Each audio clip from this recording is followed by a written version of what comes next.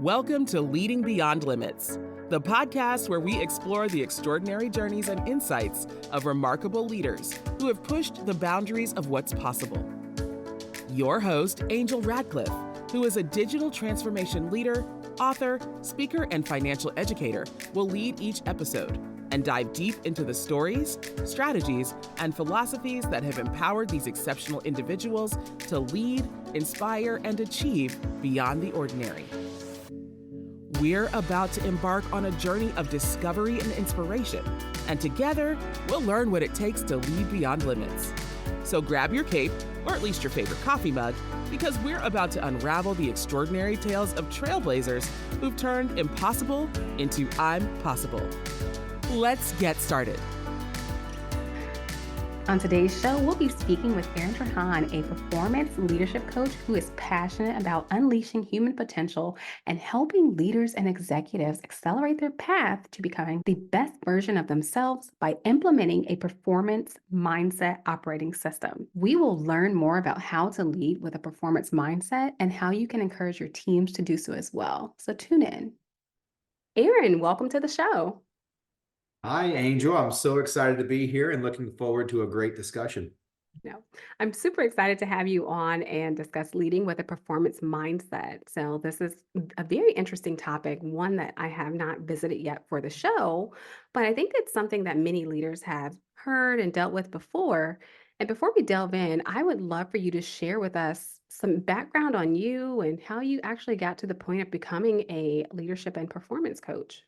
For me, the journey started way back when and being thrown into a leadership role at a very early age. 23, 24 years old, I got my first leadership role, had to manage a team, was responsible for $100 million business at that point in time. And it was a very sink or swim moment and environment that I was in where I had to learn very quickly on not only how to manage and grow a business, but also really tackling the people, the team, the culture aspect of how do you get a team of people to generate high performance results. And while I had success and eventually worked my way up to becoming a senior executive of the company, now in charge of a $1.5 billion business by the age of 30,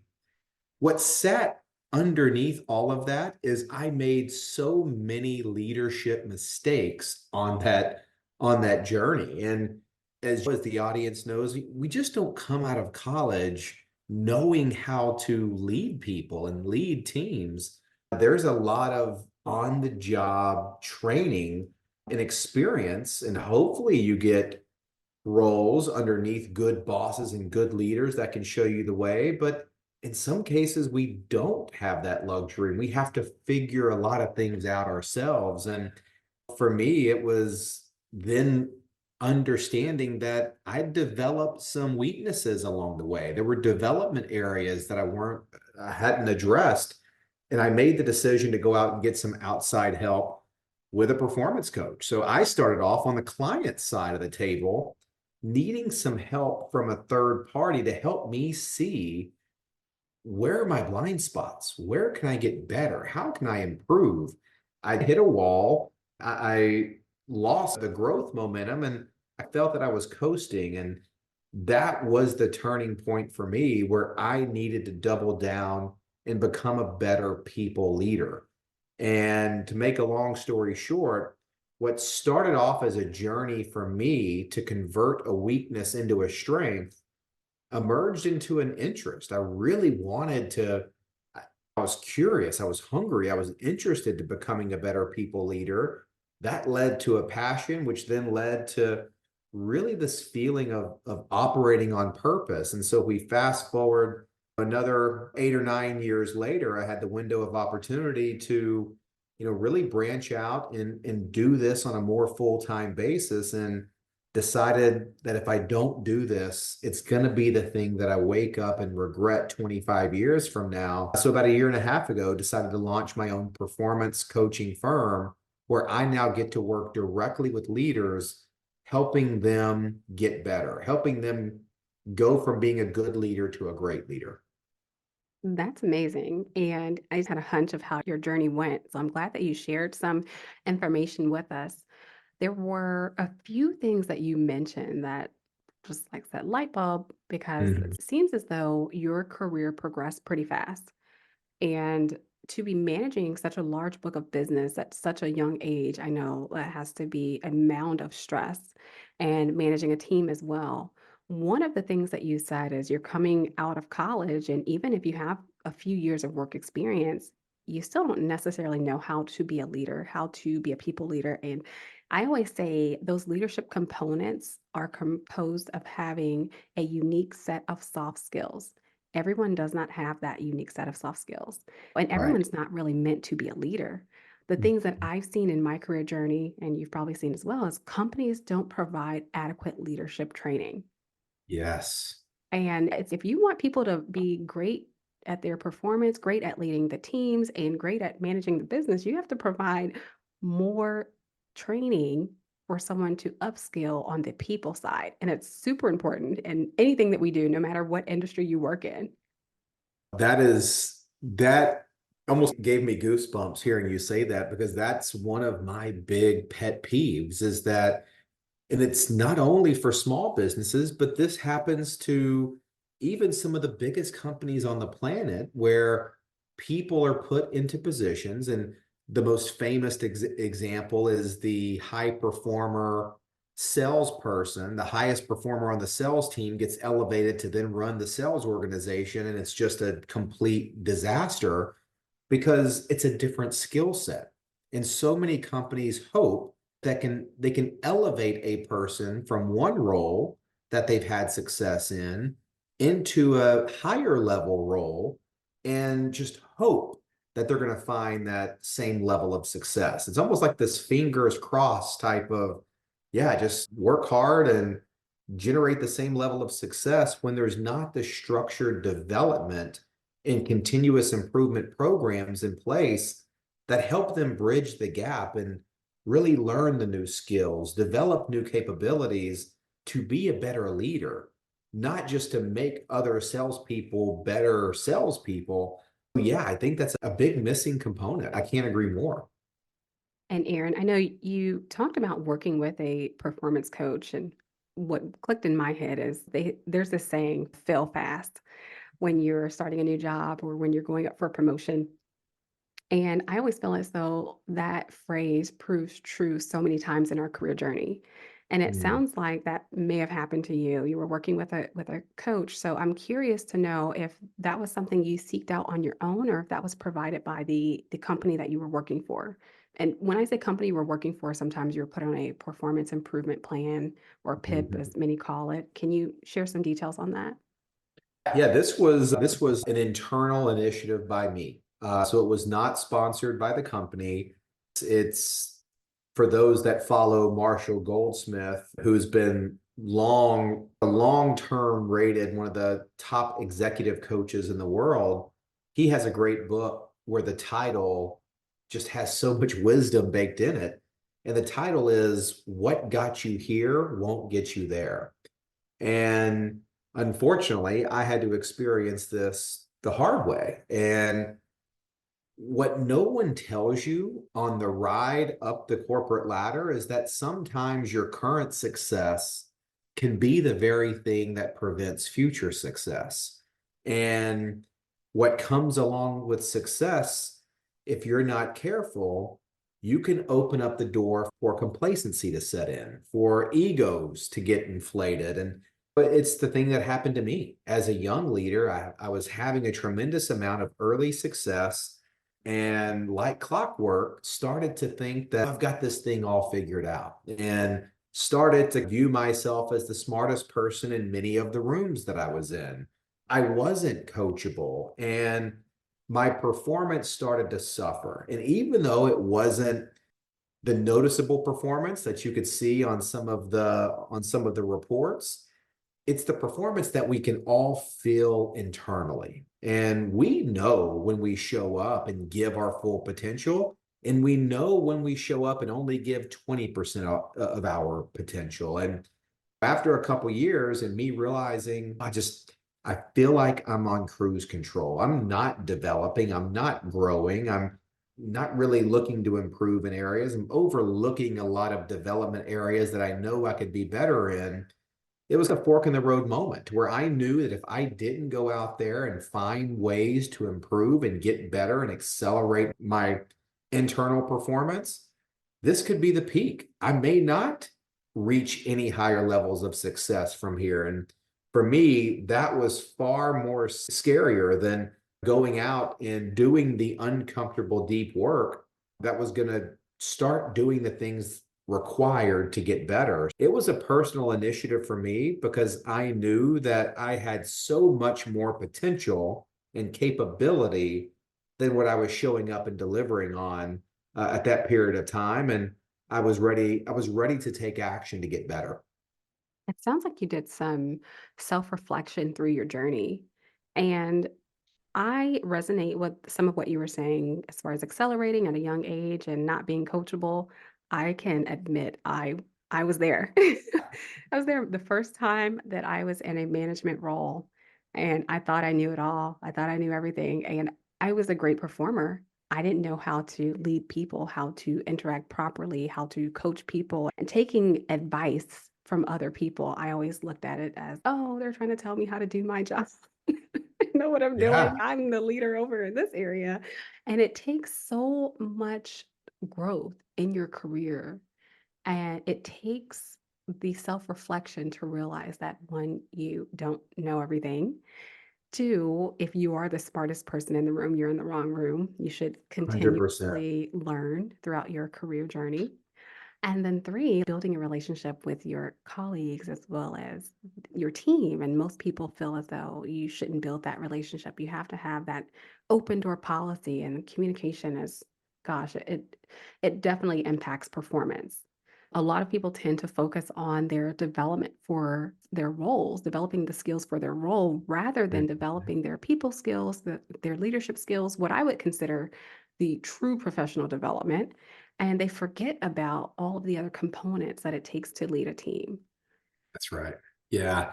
It's something that I'm very aware of and can coach and train other leaders on today that I wish so badly that I would have known back then is what I've really looked at and defined as the 3R concept. And there's a lot of companies that put a super big emphasis on the first R, which is finding the right person.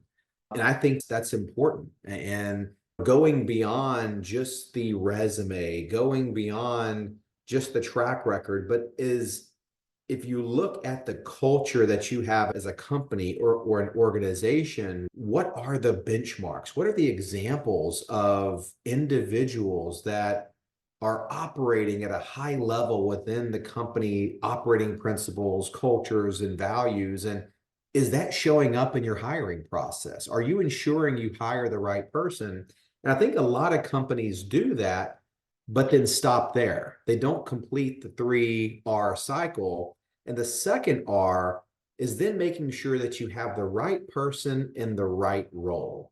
Is this a person that can come in and elevate this area? Is this someone that can come in and be able to take it to the next level? Yes, this is where some experience you may have to weight it a little higher because you do want to make sure they have the right subject matter expertise to elevate this function, this role to a higher level and reach new levels of performance. So the first two are pretty straightforward. I think a lot of companies can more times than not get those right. Find the right person that's going to be a fit within the organization, put them in the right role that's going to allow them to do their best work and then elevate the role.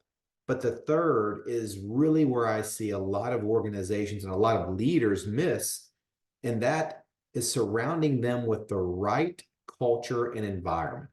So are you surrounding these individuals and these teams with an environment that offers a balance of support Do they feel supported? Do they feel that they can take risks? Do they feel that there's somewhat of a safety net for failure and that their leadership is invested in them growing, developing, and reaching a next level, and that their leaders are invested in their success, but that support also needs to be balanced with challenge. So, are you creating that environment that balances the support with the challenge where these individuals are having the opportunity to do their best work, to be stretched, to be challenged, to develop the skills that are on the very outer edges of their current capabilities?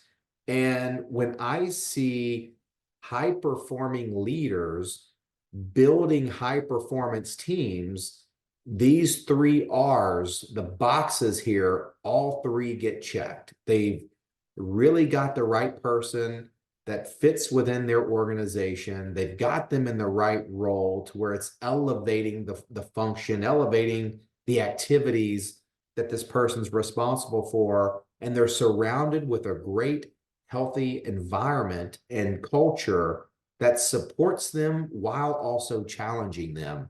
And I think when you can get those three things right, it's always going to be an accelerator to success. But just like a stool, if you're missing one of those three things, it should never be surprise to a leader when results come in below expectations. And it's always going to be due to one of those three R's that are missing from the equation.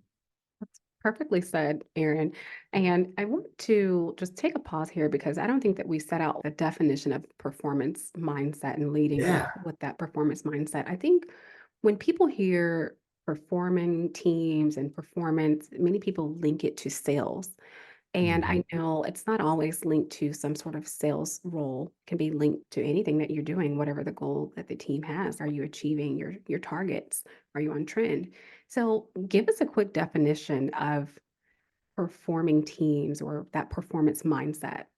Sure. Yeah, I do want to pay tribute to the great work that Carol Dweck, the Stanford psychologist, that she did with her great book on mindset, because I think she brought a couple of mindset definitions to a mainstream audience. And I think just about anybody in the business world now can at least loosely understand and define what a fixed mindset is versus a growth mindset. Just for really quick, simple definitions, fixed mindsets, just those individuals that kind of believe I either have it or I don't. I was born to be good at this or I wasn't. Everything's fixed. It's not really worth putting in the time and energy to develop it. I'm just not a morning person. I'm just not a people person. Those are going to be comments made from a fixed mindset type of individual, where on the other side, growth mindset is those individuals that have the belief that with the proper amount of time, energy, and effort, you can develop intelligence, you can develop skills, you can enhance your capabilities. I wanted to really put that on the table first because where the performance mindset came in is really something that I continue to see over and over again. And you made a great point. It's not always related to a sales number or a revenue metric. Performance, the way that I like to define it, is the process of improving, the process of getting better, whether you're in finance, marketing, IT, sales, everybody has an opportunity to get better and perform better. And so, where the performance mindset comes in is really what I like to think of it as the next level to a growth mindset. And here's why. You may think and believe all the right things. You may go on LinkedIn and post all the right things that can let people know that you think about growth and you have a growth mindset.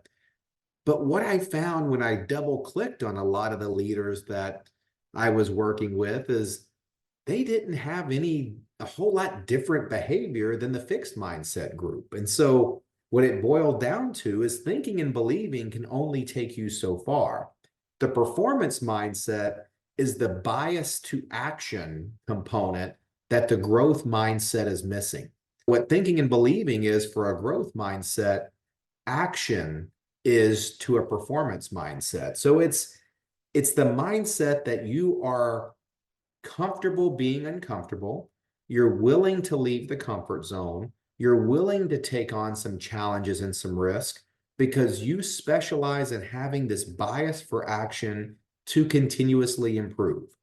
Even with even with there being some missteps and some failures and some setbacks along the road, it's those individuals that know that failure is not the opposite of success, but rather it's part of the journey. It's the action-oriented component of the mindset that strives for continuous improvement.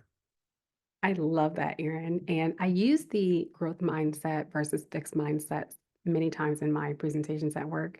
And it's always, Yeah, people are always so amazed. They're like, oh my gosh, like I didn't know I was operating with a fixed mindset. But right. I love how you piece that together and linked in the performance mindset.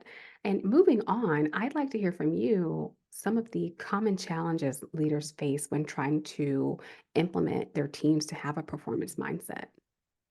Yeah, the one word that really comes to mind is comfort. And I think we at a biological level, we all strive for it, right? We want to be comfortable. We want to feel like we're in a safe space. We don't want to feel challenged. But the truth of the matter is that growth and comfort will never coexist. And so that's why in the 3R concept that we were discussing a little earlier, there has to be that challenge part of the equation to go along with support. And it's so common. And look, I'm speaking from a position of guilt when I say this, is especially with young leaders, it's very common to prioritize wanting to be liked, wanting to really have their teams feeling like that they have a good leader, but it's not about always being liked. And as the late great Steve Jobs said, but leadership's a funny thing. With being a leader, you're not always going to make everyone happy. If you want to make everyone happy, go sell ice cream. Don't be a leader. And I think there's some truth to that because a leader's job, one of the best definitions that I've really heard about leadership is leaders are the ones who show up and make people and situations better. And they have to be the ones that set the expectations, that have the high standard of excellence that they hold their teams to, provide the context and the clarity of what success and getting better looks like, and then also having to be the one to hold their teams accountable. If they can do those things, the probability of them helping a team deliver great performance is significantly higher than the leaders who want to prioritize just being liked. And so, yeah, I think it's an interesting dynamic that is really what I see holding a lot of leaders back from developing great high performance teams is just letting themselves and their teams get too comfortable and would rather keep the peace and just wants things to remain status quo versus helping push and develop the team to continuously improve. Now, I do know from my journey, the things that I found to be successful is that you have to be willing to challenge the status quo in order to be a Yes. great leader. And one of the things that you said, and I just sat over here and I smiled, and I was like, oh my gosh, it's reminding me of my early days. It's wanting to be liked by your team, by other leaders, by people in the company. And at one point in my career journey, I was such a people pleaser and I was trying to be friends with everyone and taking a different day to go to lunch with this person and this person. And I knew people didn't like me and I was trying so hard to fit in and for people to like me. And my boss, she was the executive vice president. She's retired now, Liz Jeans. I will never forget. She pulled Mhm. me aside and she said, Angel, you do not have to be friends with everyone. You're here to do a job. You're doing a great job. She just pulled me to the side and gave me some of the best advice that I've taken with me down the line. And I tell people all the time, you don't have to be liked by everyone. I use that same phrase, like you're here to do your Mhm. job and make sure that you're performing and building the relationships is key. But if someone doesn't like you, what can you do about it? You have to keep Yeah, pushing. yeah, and I mean, I think that's it. And sometimes as a leader, the feelings that your team may have around you could be very different in the short term versus the long term. A leader's role is to push things forward, is to not allow things to become complacent or to allow the team to be content with the status quo. A leader's job is to always keep pushing the envelope, keep generating the results, and forget external results, keep pushing the team to show up and become the best versions of themselves. And an interesting that thing that happens is over the long term, the team is going to love the leader for it. When they can look back and say, I was able to tap into a reservoir of my potential that I didn't know existed because there was that strong push. There was that culture of, yes, I was being challenged, but I was also being supported. And so it's being able to remove the short-term emotion to stay locked in on the long-term vision that's helping individuals, teams, organizations, and results continuing to get better. And I think over my experience of almost 20 years of looking at leadership from just about every single potential angle, I think people over the long term become very thankful for having a leader that's willing to keep pushing the boundary and keep holding people to a very high standard of excellence because they will always come back and contribute the success that they have later on down the road to that push, to that challenge, and actually learn to appreciate that without that leader that was forcing me to be better than I even thought that I was capable of being, I wouldn't be where I'm at today. I would have never got that executive position. I would have never got that big promotion. And so, yeah, I think it's important for leaders to detach from the short-term friction and be able to communicate the long-term vision. And if you can do that with that proper balance of support and challenge, I think it's going to be the win. It's a win for you as a leader, it's a win for your team, and it's ultimately going to be a win for the results you'll be able to generate for the organization. And Aaron, it seems as though leaders need to be somewhat resilient when trying to adopt a performance mindset, especially with their teams. Can you share with us some key principles leaders should be aware of when taking this approach? I think the biggest thing is consistency. I like to look at things and really help leaders understand that consistency is far more important than intensity. Anybody can show up and be intense for a day, for a week, but it's all about consistency. And when you can build a solid foundation of consistently showing up, consistently communicating, consistently holding the team to high standards of excellence, you can always dial up intensity later on. But if you don't have a strong foundation of consistency, that's where continuous improvement comes in. And I think the hallmark of a performance mindset is continuous improvement. But you can't continuously improve if you are not consistent. So I think the fuel for continuous improvement is going to be your level of consistency. And so I think that's one of the single biggest things that I can preach about developing not only as a leadership mindset around the performance mindset approach, but also how you can have your team adopt a performance mindset. And the kryptonite always comes down to a lack of consistency because you just can't continue to build momentum and compound interest on your efforts if you're inconsistent. Definitely.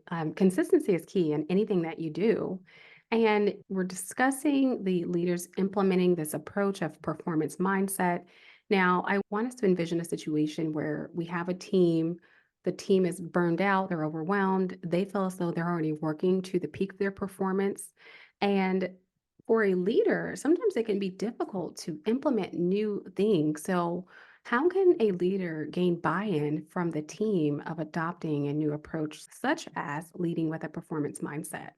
I think that's where the leader can really come in and help the team improve their ability to say no. And here's what I mean by that is when I see a team that's either burnt out or on the verge of burnout, it usually is accompanied with a workload where they're trying to do everything. They're trying to take on so much. They're saying yes to a lot of things. And I think as a leader, you've got to do a couple things. And I heard this quote recently on a podcast interview with one of the founding executives with the company Instacart. And he said it in one sentence that I just loved. I almost had to pull over on the side of the road because it impacted me so much. But he said, the most important thing that they should be focused on is making sure that their teams know what the most important thing is. And so when you're a leader, especially in a situation where you've got employees and or a team that's drifting towards burnout, I think you've got to do first and foremost is make sure you're communicating what the most important thing is. Make sure that everybody has clear line of sight of what the top priorities are, why these are the top priorities, how the team is going to contribute to generating performance and make progress in these priorities, and understand that everything else is going to be either a secondary or tertiary priority. And what that then allows the team to do is be much more effective at saying no. And I think this is where leaders can really help high performing teams and high performing individuals save themselves from burnout, because it's always going to be high performing individuals and high performing teams that typically get burned out first, is because there's going to be a lot that's asked of them. And just because you can do something and maybe even do it well doesn't mean you should. So I think a leader should be there to always make sure that they almost insert themselves to be that friction mechanism to make sure that your high performing leaders and high performing teams just aren't saying yes to everything, and ensuring that they're clear on what's the most important thing and that they're keeping the most important thing the most important thing. When you have that type of context and clarity around what we're trying to do and what success looks like, it becomes significantly easier to say no to the secondary things or the nice to haves or the easy opportunities that are just disguised as distractions. And so I think when a leader can step in and provide that type of context and clarity, it helps the team say no way more often than they most likely have been, saving them from burnout, wasted energy, and wasted capacity. Those are good words, Aaron. And I know you're giving us a lot of content. I'm sure anyone that's listening is taking some notes to take back to their team, but someone may be listening who has already implemented this approach, or maybe they'll do so after the show.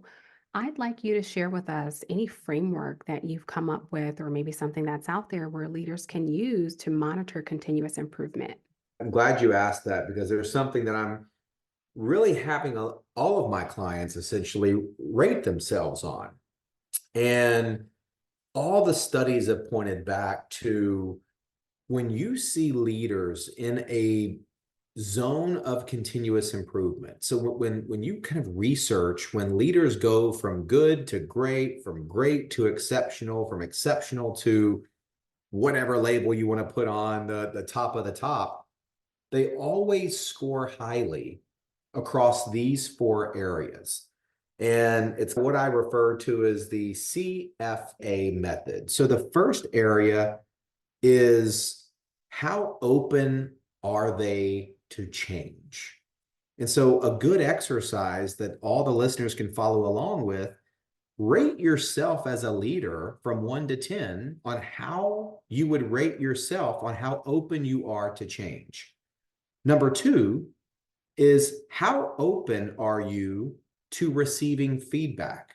Are you getting enough of it? Is the feedback high quality? Or do you have enough feedback loops to ensure that you don't have blind spots? Rate yourself on how would you define your ability to receive feedback? Number three is, how open are you to taking action? Do you have that strong bias for action that we talked about that makes up a performance mindset? When you see an opportunity, are you more likely to move forward and take action, or do you fall back and wait and lose precious time? So rate yourself 1 through 10 on your openness to take a bias for action. And last but not least, how open are you to taking on accountability? So another important metric for leaders is being able to take all the blame when something goes wrong and take none of the credit when things go right. I think that's a good element of accountability. And so these are not static ratings. Things are going to happen, situations are going to change, business conditions evolve. So this is a practice you can really use on a weekly basis. At the end of each week, score yourself and rate yourself on how you did in these 4 areas, because all of the evidence points to that if you continue to score highly in these 4 areas, you will make progress towards becoming a better leader. And if you want to take it a step further, implement your own 360-degree feedback loop.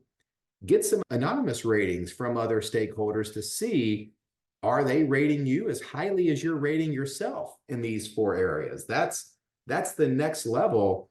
And if you really practice that feedback mechanism, this is an incredible way to ensure you're not developing any blind spots and being rated highly in these 4 super impactful areas for all leaders. Very insightful. And I love how you honed in on 360 feedback, because most people only care about the feedback from their team or internally, and we have to get the feedback from everyone. So the Right. stakeholders, whether they're internal or external, and it gives you that full circle view of how you are truly doing. So I know I've done that in the past on many of the projects that I've worked on, and you'd be amazed at what your clients have to say about you. Yeah, it's one of the best learning accelerators that I think any leader could do. It's one thing because look, we're all going to have a tendency to rate ourselves pretty highly, but the big question becomes, is the external perception and perspectives of a wide range of other stakeholders, is, do their ratings match mine? Is there a perception of reality that I'm not even aware of? And whether a difference exists or not, it's always better to find out than to leave it unknown. Because I think that's the thing that will always come back and kill the growth of a leader, is not knowing what you don't know. That is the definition of a blind spot. So feedback loops are the absolute best medicine to cure blind spots. So just make sure that you're getting feedback in the key areas around how you can improve and get better as you possibly can. There is no such thing as getting too much feedback. Definitely. And Aaron, I know we're out of time here, so I'd like to extend a thank you for being a part of this show and sharing your expertise and insights with the audience. I would love to have you back down the road. I think this will probably be one of the top episodes. Oh, great. I hope it adds value to your audience. Thanks for having me on. This was a fun and engaging discussion around all things leadership. So I really appreciate it.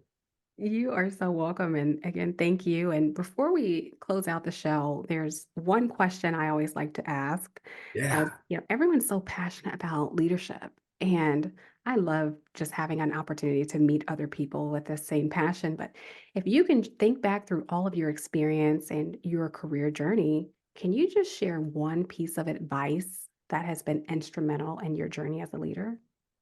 Yes. I received a piece of advice from a board member that I think has so many multi-dimensional applications that all leaders should really latch on to. And he told me, never grow faster than your ability to manage it.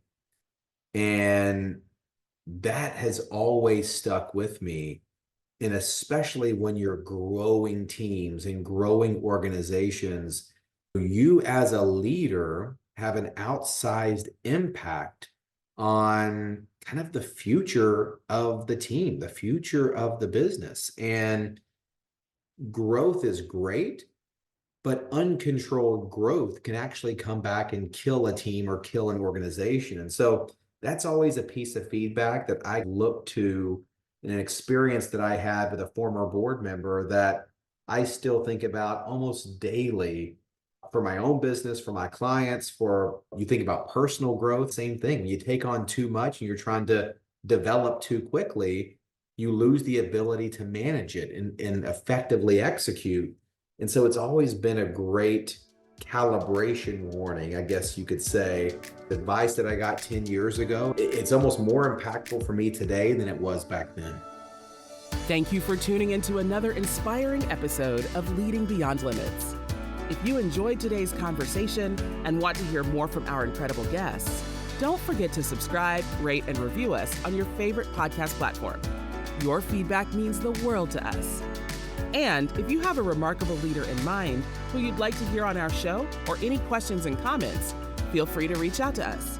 You can find our contact information in the show notes. Remember, leadership knows no bounds, and with the right insights and determination, you too can lead beyond limits. Until next time, keep reaching for the stars and leading with purpose.